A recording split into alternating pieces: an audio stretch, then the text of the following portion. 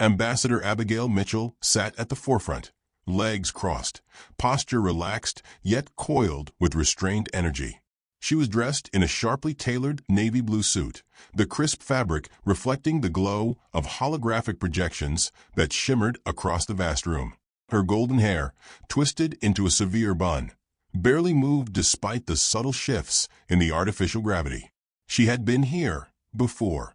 She had endured these meetings, long, tedious affairs, where ancient species droned on about balance and peace while entire civilizations burned outside their bubble of self-importance. But today was different. Today, patience would not be the virtue she exercised.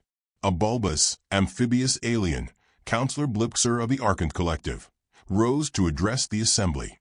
His flesh, a translucent shade of green, rippled as he cleared his throat with an unpleasant gurgling sound. His species considered themselves the keepers of diplomacy, though their history suggested they were better at avoiding problems than solving them. The matter of the Tamarian Empire's aggression must be met with careful deliberation, he croaked, his voice wet and condescending. The war-hungry tendencies of their ruler, King Veraz, cannot be ignored. Yet we must approach this with an understanding of the species involved.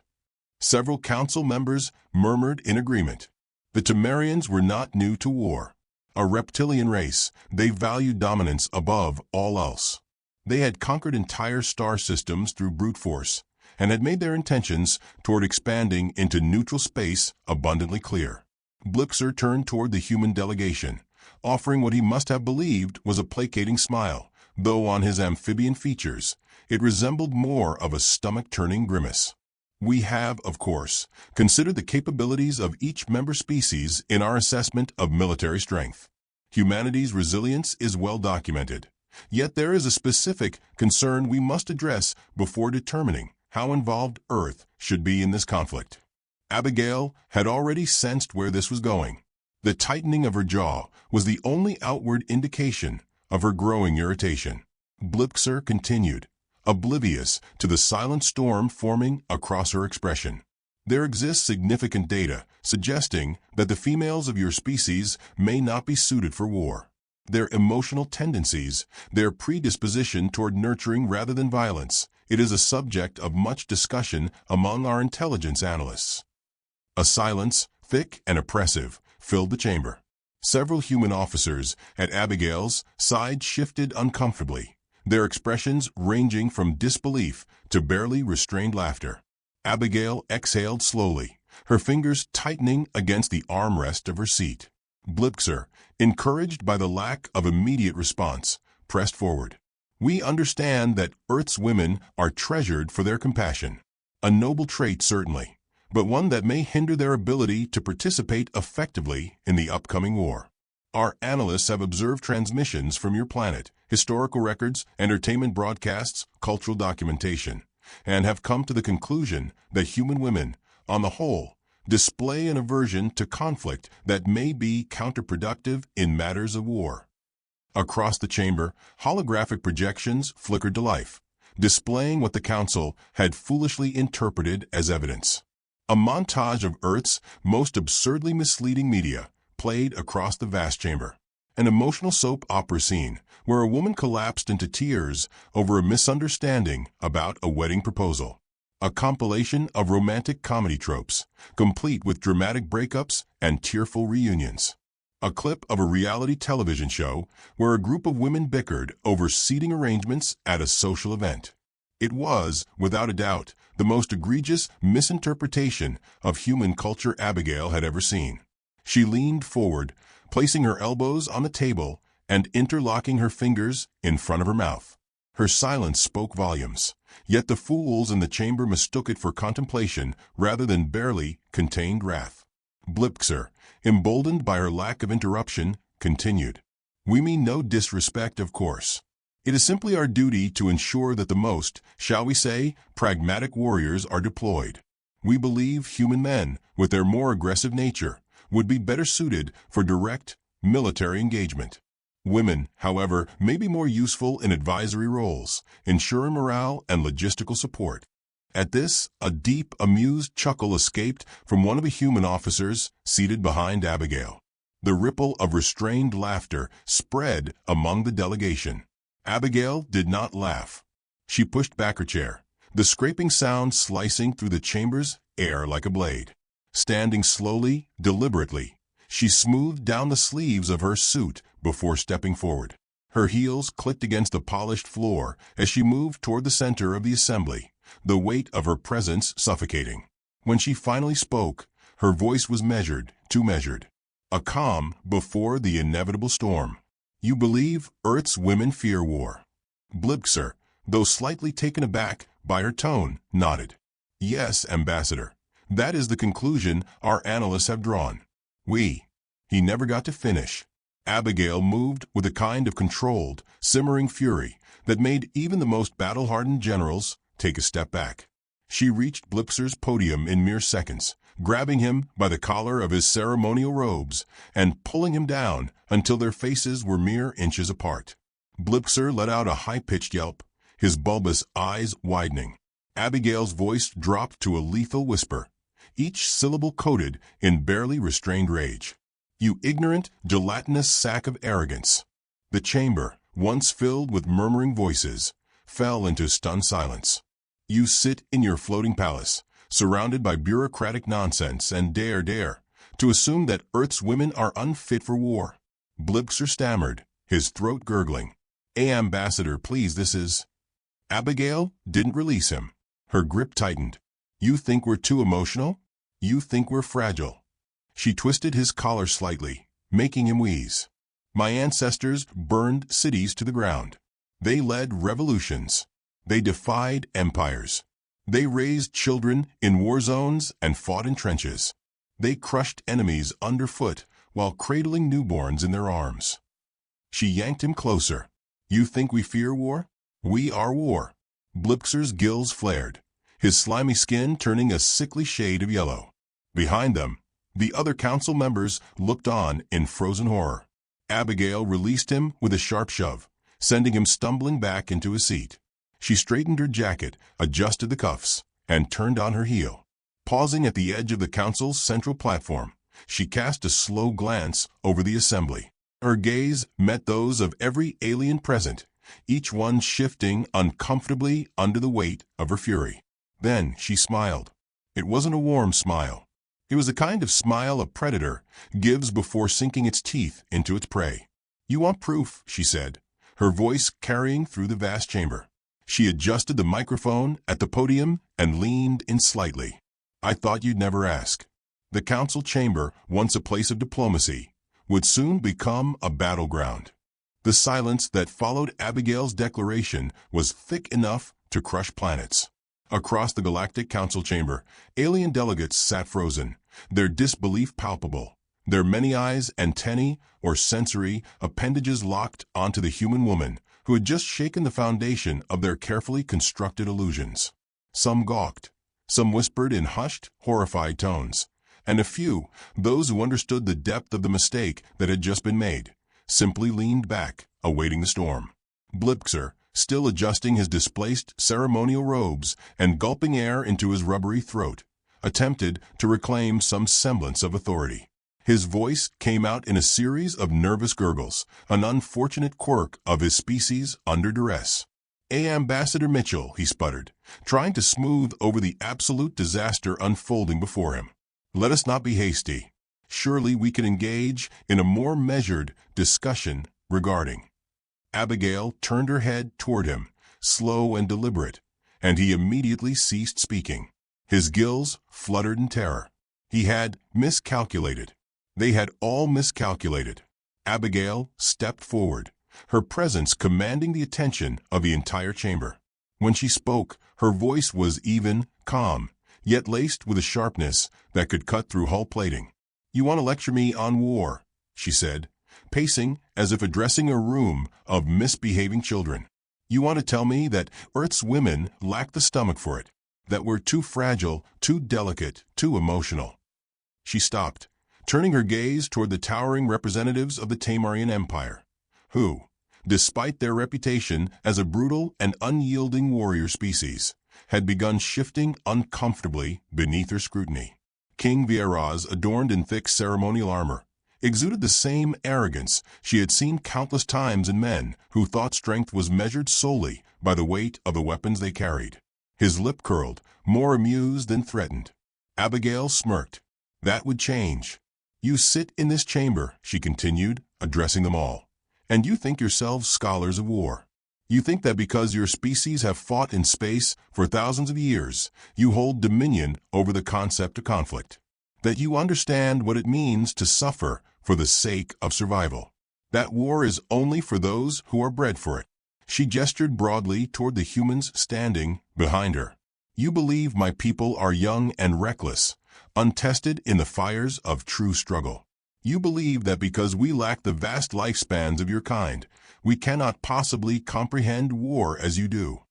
Her voice grew softer, but the weight of her words only intensified. Let me educate you. She clasped her hands behind her back, pacing once more, her eyes never leaving the gathered council. Do you know what Earth's women have endured? Do you know what they have done when their backs were against the wall, when their children, their homes, their very existence was threatened? She stopped again, locking eyes with one of the Avlorthian representatives, an elder race known for their meticulous recording of galactic history.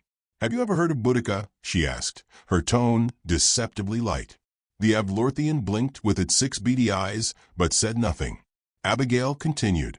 She was a warrior queen back when Earth's empires were still young, when we still fought with swords and fire. When her daughters were attacked, when her home was stolen, she did not cower. She did not retreat. No, she raised an army and burned her enemies' cities to the ground. She made Rome bleed. She let the weight of the words settle before moving on. The history books will tell you she was defeated in the end, but they won't tell you how. They won't tell you that Rome feared her so much that they rewrote the story, made her death seem inevitable, because they couldn't stomach the fact that a woman had nearly destroyed them. The chamber remained silent, and Abigail pressed forward. What about the night witches? Do you know them? Her lips curled slightly as she saw the blank expressions that met her question. They were pilots, bomber pilots, in one of our world wars. They flew in the dead of night, in planes made of wood, engines so quiet that their enemies never heard them coming. They would cut their engines mid-flight, glide over enemy camps, and drop their payloads without a sound. The only thing those soldiers heard before death was the whistle of the wind. She let that image linger, scanning the room for even a flicker of recognition. There was none. They weren't given proper equipment. They weren't even given parachutes. And yet they terrorized the enemy so completely that their adversaries called them night witches, because surely no mortal women could strike fear so deep. She took another step forward, her voice sharper now. Have you heard of the women of Dahomey? A warrior legion, elite and deadly, trained from childhood to fight.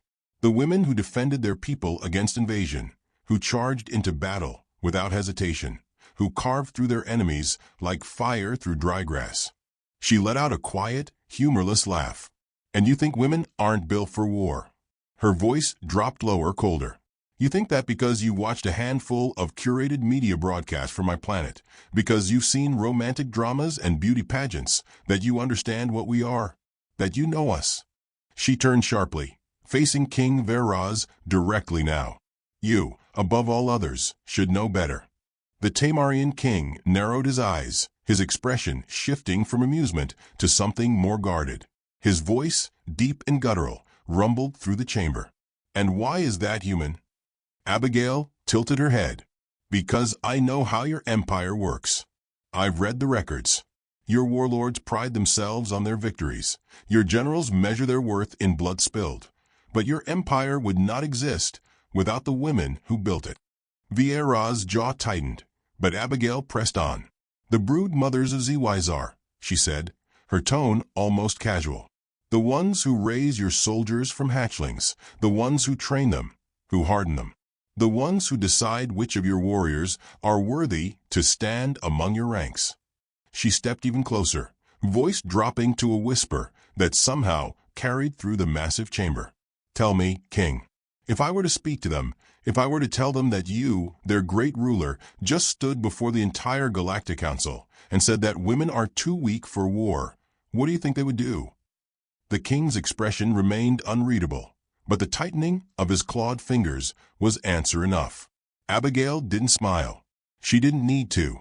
Instead, she turned back to the council, raising her chin. "You want proof," she said, echoing the words she had left them with before. "Fine. Let's make it interesting." Blipxer, who had remained silent in sheer terror up until this moment, croaked out, "Ambassador, I don't believe." Abigail cut him off with a sharp look. "You wanted a demonstration. I'll give you one." She turned to the assembly. "A combat trial. A challenge. Your best warrior against me." That sent a ripple through the chamber, murmurs rising in uncertain waves. No one had expected this, and for a brief moment, no one knew how to respond. Then Vieras laughed, a deep, rumbling sound that resonated through the air. "You challenge one of my warriors," he said, shaking his head. "You? A diplomat?" Abigail didn't blink. "I've already told you what Earth's women are capable of. It's time I show you." The Tamarian king leaned forward, his predatory grin returning. "Very well, human. Choose your weapon." Abigail let the silence stretch, ensuring every single being in the chamber was paying attention before she answered. "Give me a knife," she said, "and a cup of coffee." The king blinked, caught off guard. "Coffee." Abigail shrugged. "I fight better when I'm caffeinated." For a moment, there was nothing. Then the chamber erupted into chaos. The trial was set. The battle would take place in the War Coliseum of Dros 9. The challenge had been issued, and now the entire Galactic Council would bear witness. Abigail simply walked back to her seat, picked up her datapad, and took a deep breath. The battle hadn't even begun, and she had already won. They just didn't know it yet.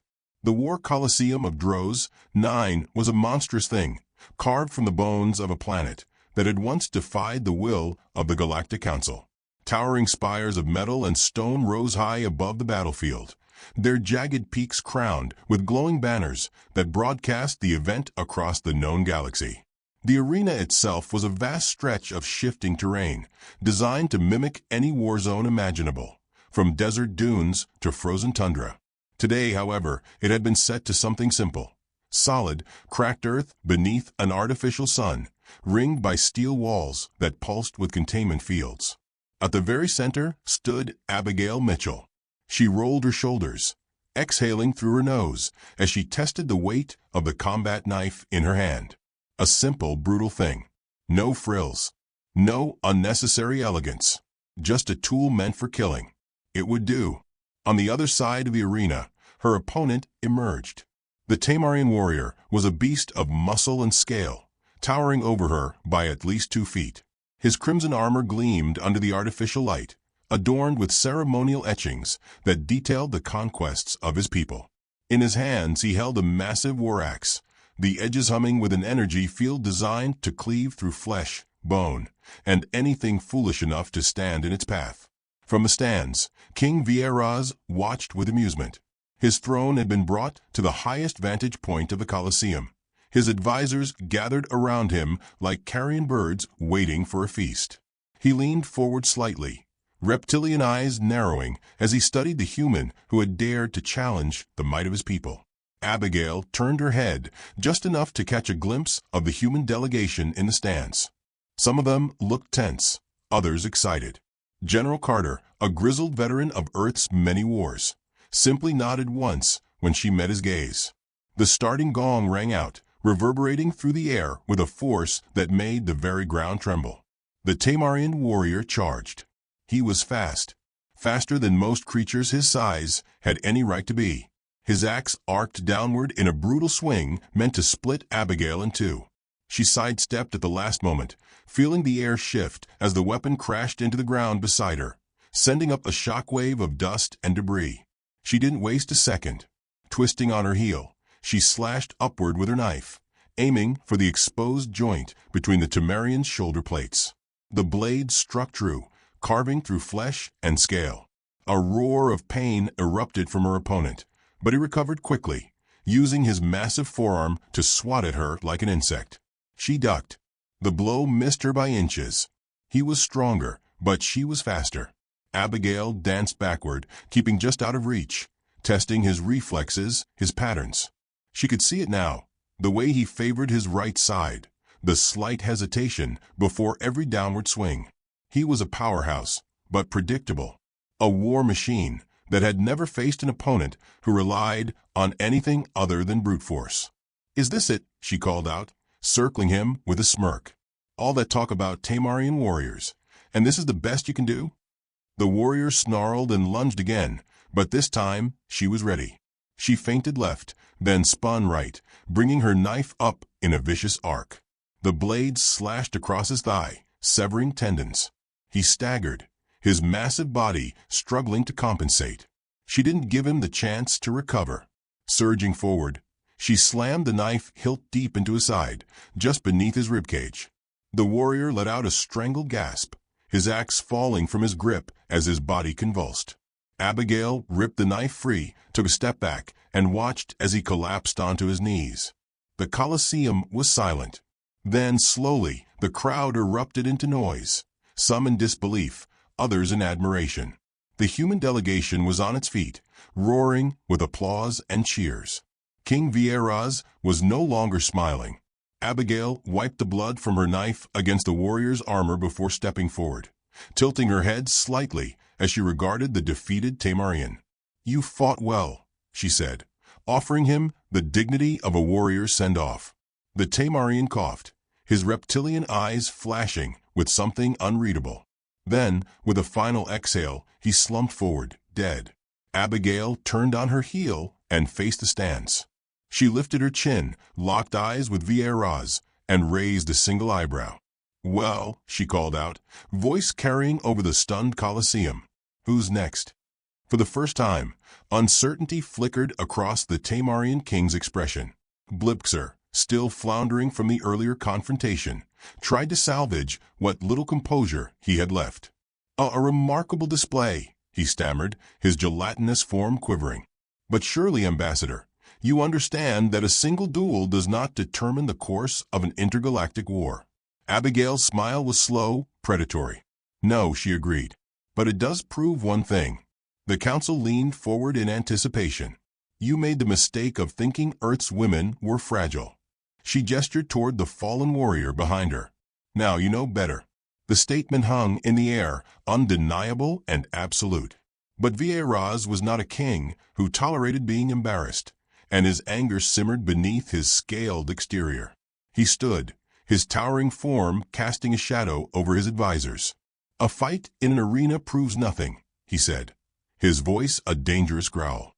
"If you wish to prove your worth, then let us see how humanity fares in true war." Abigail inclined her head. "Name the battlefield." Vieras bared his teeth. "Earth." The air in the Colosseum shifted, the weight of the declaration settling over every spectator. The human delegation bristled, soldiers straightening in their seats, whispers of strategy already beginning. Abigail did not flinch. Instead, she sighed, rolled her shoulders, and cracked her neck. "All right," she said. "But don't say I didn't warn you." The declaration was transmitted across the galaxy in a matter of hours. The Tamarian Empire was marching to war, and Earth would be their battleground. Humanity did not wait for the invasion. They prepared. Earth's defenses were mobilized within days. Cities were reinforced, weapons brought out of storage. But Abigail had something else in mind, something the Tamarians could never anticipate. She made a call. Across suburban America, in coffee shops and PDA meetings, in soccer fields and corporate offices, the call was received, and the women of Earth answered. They did not come with military ranks or standard-issue weapons. They came with rolling pins, kitchen knives, baseball bats, and cast-iron skillets. They came in minivans with reinforced bumpers, in SUVs packed with caffeine and righteous fury. They came with decades of pent-up aggression, with the will of every woman who had ever been underestimated. By the time the Tamarians landed, they had no idea they had already lost. Abigail stood at the forefront, watching as the first wave of enemy dropships descended. She took a sip of coffee, black, strong, still steaming, and smirked. "Let's get to work." When the first ship door opened, revealing ranks of towering reptilian warriors. They barely had time to process the scene before them. The streets were not empty. They were filled with women. A soccer mom in yoga pants swung a cast-iron skillet, knocking a Tamarian unconscious. A librarian in bifocals jabbed a knitting needle straight into the throat of another. A grandmother wielding a rolling pin smashed through the armor of a warrior 3 times her size. Chaos erupted. The Tamarians had come expecting soldiers. They had prepared for guns and artillery. They were not prepared for sheer, unfiltered domestic rage. Abigail strode forward through the chaos, her knife already dripping with alien blood. She stepped over a fallen warrior, yanked her weapon free, and surveyed the battlefield. This was not a war. It was a reckoning. The Tamarians had made a mistake. They had come to Earth, and Earth's women did not forgive. Smoke curled into the night sky, thick with the scent of burning metal and ozone. The once pristine streets of Earth were littered with the broken bodies of Tamarian warriors, their towering frames crumpled under the sheer, relentless force of an enemy they had never prepared for. The war had not been waged in trenches or across fleets in the void. It had been fought in the alleys of suburban neighborhoods, in the parking lots of shopping centers, in the very heart of Earth's civilization. And it had not been fought with precision strikes or strategic maneuvers. It had been an ambush, a massacre, a lesson. The Tamarians had arrived expecting resistance. They had not expected a coordinated, vicious assault from every angle, carried out by warriors who did not fight by any rules the Empire had ever encountered. Women who wielded kitchen utensils and sharpened high heels as weapons, who threw boiling coffee like incendiary grenades, who turned the very environment against the invaders with the efficiency of predators, who had spent their entire lives preparing for a battle they had never been allowed to fight. Now, their once feared invasion force lay in ruins, and their king, the great Viraz, had fled. His flagship, the Blood Oath, remained in orbit, battered but still intact, a final refuge for a ruler who had never considered defeat a possibility. He had left his forces to be slaughtered, abandoned them to the nightmare that was Earth, and now he sat behind reinforced walls, surrounded by what little remained of his personal guard. But Abigail wasn't finished. The city flickered with emergency lights as Abigail walked toward the smoking wreckage of a Tamarian dropship, her combat knife still wet in her grip. Her suit was torn, stained with blood, some of it hers, most of it not. She lifted a hand to her ear, activating the small comm embedded in her earpiece. "Tell me you got the signal," she said, breath even despite the carnage around her. Locked and confirmed came General Carter's voice. "We cracked their frequency. Their shields are low, powers being diverted to emergency systems. You've got a window." "Good." She sheathed her knife, rolling her shoulders as she stepped onto the ramp of the ship. The remaining Tamarians aboard were either dead or unconscious, their attempts to retreat cut short by an overwhelming assault they had never expected. "Mitchell," Carter's voice came again. "You sure about this?" Abigail exhaled slowly, feeling the weight of what she was about to do settle deep in her bones. "He started this," she said simply. "I'm going to finish it." She tapped a button on her wrist console, and the dropship's engines roared to life. The vessel shuddered as it lifted off, ascending through the thick haze of battle, past the towering skyline of ruined buildings, through the smoke and ash that still lingered in the air. The flagship was waiting. The Blood Oath loomed in the darkness, a fortress in the void, its massive hull reflecting the glow of Earth's burning cities below. Even damaged, it was an imposing sight, a relic of a species that had built its legacy on the conquest of lesser beings. But Earth was no lesser being. As the dropship approached, Abigail kept her movements precise, her focus razor-sharp. The Tamarians had been too preoccupied with survival to notice one of their own vessels making its way back to their flagship. The docking sequence engaged, and the clamps hissed as the ship settled into the hangar bay with a metallic groan. She stepped forward, rolling out her shoulders as the door hissed open. 2 guards turned at the sound. Abigail didn't give them time to react. She moved fast, her knife flashing in the dim lighting. The first guard barely registered the threat before her blade found the soft flesh beneath his armor, severing the artery in his throat. The second roared, raising his weapon, but she was already on him, ducking under the barrel and driving her knee into his gut. As he stumbled, she wrenched the rifle from his grip and fired point blank. The shot echoed through the hangar, but no alarms blared. The ship was running on emergency power. No backup was coming. She moved swiftly, her boots making barely a whisper against the cold steel floors. The corridors were eerily silent, the usual hum of the ship's systems reduced to a faint vibration beneath her feet. She knew exactly where he would be. The throne room was at the ship's heart, a decadent and unnecessary chamber built for intimidation rather than strategy. It was meant to showcase the power of the Tamarian king, a place where enemies knelt before him in submission. Tonight, it would serve a different purpose. The doors slid open, revealing Vieraz seated on his throne, his massive frame draped in the ceremonial war cloak of his ancestors. His eyes, burning with fury, locked onto her the moment she stepped inside. The few remaining guards at his side bristled, weapons at the ready, but he lifted a clawed hand, stopping them. "Leave us," he commanded, voice thick with unspoken rage. The guards hesitated. One of them, a battle-scarred veteran, looked at Abigail, then back at his king, and made a choice. He turned and left. The others followed. The doors sealed behind them, leaving the two alone. Abigail took a step forward, unhurried, calm. Vieraz rose from his throne, towering over her, his fists clenched at his sides. "You dare to come here?" he snarled. She tilted her head. "You dared to come to Earth. How'd that work out for you?" His lips pulled back into something between a sneer and a snarl. "You think this is over?" She scoffed. "It was over the second you underestimated us." He lunged. He was fast, faster than anything that large had a right to be, but she had expected it. She dropped low, dodging the swipe of his claws, and drove her knife upward. It carved through his armor, slicing across his ribs, but he barely flinched. His other hand came down in a brutal arc, catching her across the shoulder and sending her skidding back. Pain flared, but she didn't let it slow her. Vieraz advanced, eyes burning. "I am king," he growled. "I was born to rule, to conquer, to—" Abigail shot him in the knee. He roared in pain, stumbling, and she didn't hesitate.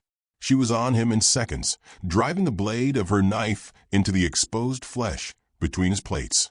He swung wildly, but she was already behind him, the knife twisting deeper. "You talk too much," she muttered. He dropped to one knee, breathing ragged, blood pooling beneath him.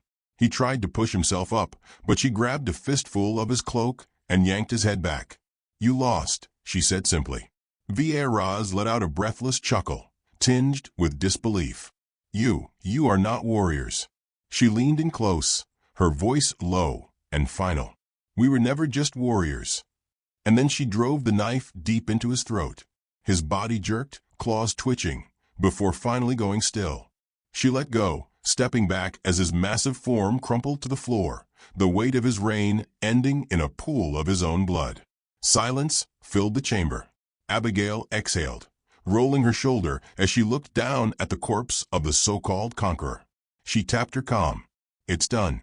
The voice on the other end, Carter, steady and unshaken, simply said, "Copy that." The war was over. She turned, walking away from the lifeless king without another glance. Behind her, the throne of the Tamarian Empire sat empty. It would stay that way